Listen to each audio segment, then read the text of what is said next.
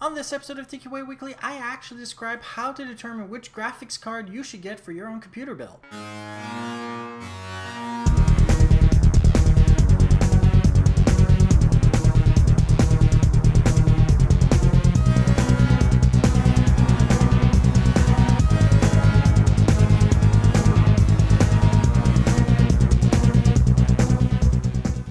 My name is Steve Smith, this is TQA Weekly, and if ever you have any questions, comments, suggestions on our PC horror stories, you can always email me at ask@tqaweekly.com. Go to my website, tqaweekly.com, and either leave a comment to this episode's show notes, or even use my contact page to email me directly. And of course, if you're watching on YouTube, blip.tv, or anywhere else I actually post to every single week, the comments box is down below.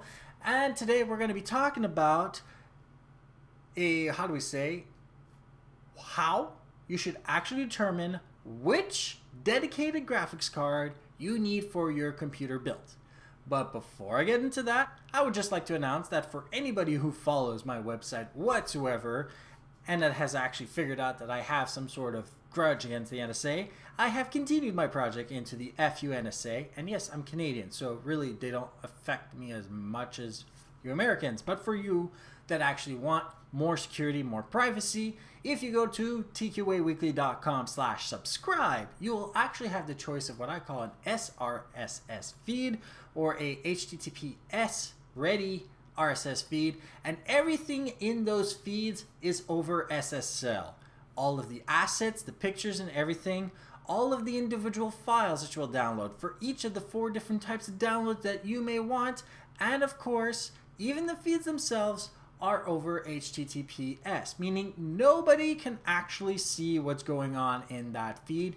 So if you would like to continue that operation with me, you can always subscribe using those, and I have tested them with Miro and with iTunes with no side effect whatsoever. So you have fun. It will actually work, and you'll also be private. Now, today's topic is all about deciding which GPU, graphics processing unit, you actually want in your computer. And we're going to ignore a little bit the price here because, for the most part, if you're determined on getting yourself a dedicated graphics card, we've already gotten past the part where an integrated graphics card or a really cheap graphics card would actually serve you any purpose whatsoever. So, first, are you a gamer, a cryptographic currency miner, intend to use multiple displays, or want to view high-end multimedia, let's say like 4K? Well, if the answer to this is yes, then we have to go to the next part. We have to understand that we have 2 different types of GPU graphics cards. We have the GPU computational cards, and we have the GPU gaming cards. For the most part, if you are a currency miner, you're going to be wanting GPU computational cards, much like the GTX Titan. However, they're $1,100 a piece, and having just one might not yield enough currency or work to get the currency that you're trying to get. Now, if you are a gamer, we can actually look at cheaper than that and still get a really nice look, seeing how GPU computational cards can be used for gaming but are not intended for that purpose. So, just so you know, a GPU computational card like the GTX Titan will run you $1,100 a piece, and I've seen rigs with as much as 4. Some, I'm pretty sure, have more than that, but if we're talking about $1,100 per card with 4 cards inside, we're looking at the computer that runs $6,000–7,000 just to do a small task that it may or may not do at all. If you are looking to support multiple displays, display high-end or play high-end computer games, or want to watch 4K video, we're looking at the same gaming grade graphics cards, and you basically have a choice between Nvidia and ATI. Now, you need to actually figure out which of these cards will do the best job for any game you want to play, and the key is to figure out which games you intend to play with these cards. And we must specify, do not look at the minimum specifications of the game.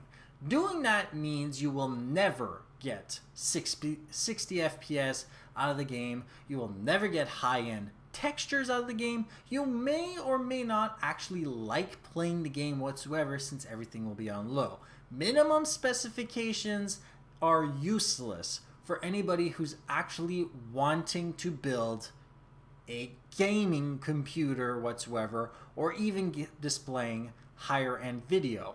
Going to minimum spec means that you will have lag, and there is nothing you can do to the computer after to speed it up. So looking at the very much recommended specs or better is what you actually want to do.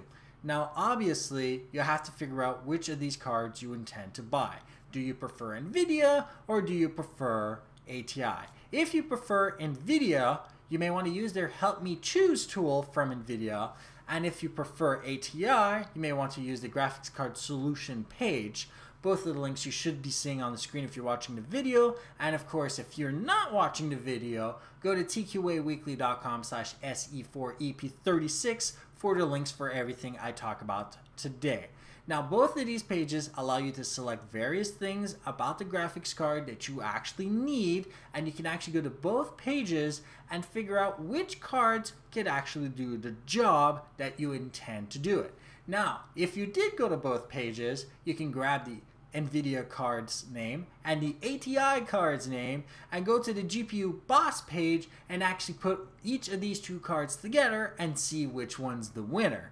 The winner should be the card that you purchase.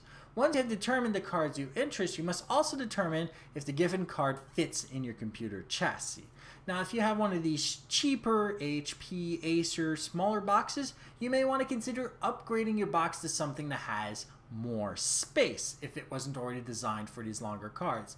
A lot of these cards are running 11, 13 inches in length and even longer in some cases, and you may not be able to fit them into your box in a way that is both safe for the card and easy to get in without actually cutting in it. However, most gaming grade computers either have the space already integrated by making the box longer or have drive cages that are removable that allow for longer cards to be installed. Now for those who are actually looking at making a SLI or Crossfire build, I have two pieces of warning for you. First, you must actually make sure that the games that you actually want to play are going to be supported. Both the links are going to be on the screen right now. So you go to the GTX website to this address here to actually see if the game is supported by SLI, Nvidia SLI. If you actually want to use ATI cards, you have to make sure it's supported by Crossfire by the address shown on the screen. Of course, don't forget tqaweekly.com/se4ep36 for those listening to the audio so that you can actually get the links I'm talking about today. If the games are not actually supported by either Crossfire or SLI, there is absolutely no point building computers in that way, since a boost from any of these two configurations will only give you 10% approximately of a boost, which only gives you a little bit more frame rate, more textures, a cleaner look. However, if the game doesn't support it, it's only using one of the cards in the first place. It absolutely needs to have the drivers for those cards and those types of rigs in order to operate. Not to mention that you need to have bigger power supplies with more wattage, and the motherboard must also support this kind of technology in the first place, otherwise it would never work at all. And not to mention, it will cause more heat in your box, which means that everything inside your box won't live as long.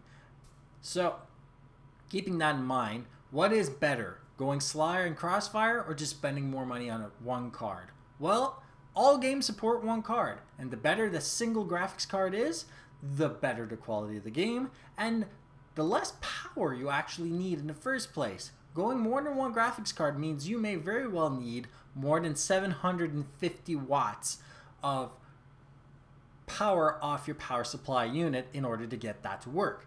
Having just one card, a typical build only has one hard drive, the main board with the processor and an optical drive, usually can get away with 750 watts with no problems whatsoever. And of course, if you do intend to actually go the way of SLI and Crossfire, just cross-reference the game to make sure that for each of the cards you're interested in, it's actually supported.